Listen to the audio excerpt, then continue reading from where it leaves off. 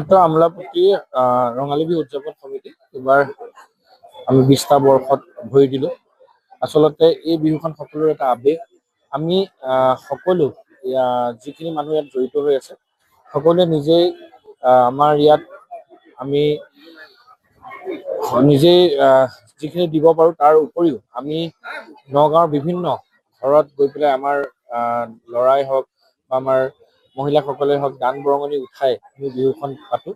আৰু যোৱাবাৰো ঘৰে ঘৰে গৈ পেলাই প্ৰায় 1,65,000 টকা আমাৰ যুৱকসকল মহিলাসকলে দান বৰঙণি পাইছিল আৰু এইবাৰ 1,70,000 টকা দান বৰঙণি পাইছে।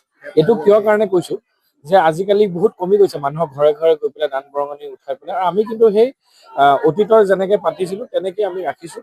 আৰু এই বিহুখনত আমি বিভিন্ন প্ৰতিযোগিতা আমি আপোনালোকে দেখা গৈছে যে বিয়া নাম, উৰুলি, সাজপাৰ, যিখিনি প্ৰতিযোগিতাত মানে সকলো আমাৰ অসমীয়া মানুহখিনি অসমীয়া কৃষ্টি সংস্কৃতি জড়িত হৈ থাকে, তেনেকুৱা ধৰণৰ আমি অনুষ্ঠানবিলাক পাতিছোঁ। আৰু ইয়াকে লৈ বিভিন্ন মানুহ আমাৰ লগত জড়িত হৈছে আৰু এই বিহুখন বৃহত্তৰ আমোলাপট্টি নহয়, বৃহত্তৰ নগাঁওবাসীয়ে আঁকোৱালি লৈছে।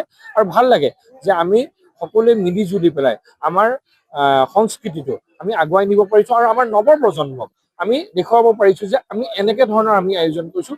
কালি যেনেকৈ আমি 21 গৰাকী জ্যেষ্ঠ নাগৰিকক সম্বৰ্ধনা জনাইছিল আৰু তেওঁলোকৰ বহুতে কৈছিল যে আমাৰ সন্মুখৰ পাৰ্কখনত তেওঁলোকে 60 দশকত বিহু পাতিছিলে। আচৰিত যে আমি সেই বিহুখন আজি নাই যদিও আমি তাৰ পিছত এখন বিহু কৰি পেলাই আজি 20টা বছৰ আমি গৈছোঁ। আজি আমি আছো নাই, কাইলৈ আমি নাথাকিব পাৰোঁ, আজি আছো, কিন্তু যাতে আমাৰ নতুন প্ৰজন্মই এইখিনি আমাৰ লৈ যায় তাৰে আশাৰে আমি কাম কৰি গৈছোঁ।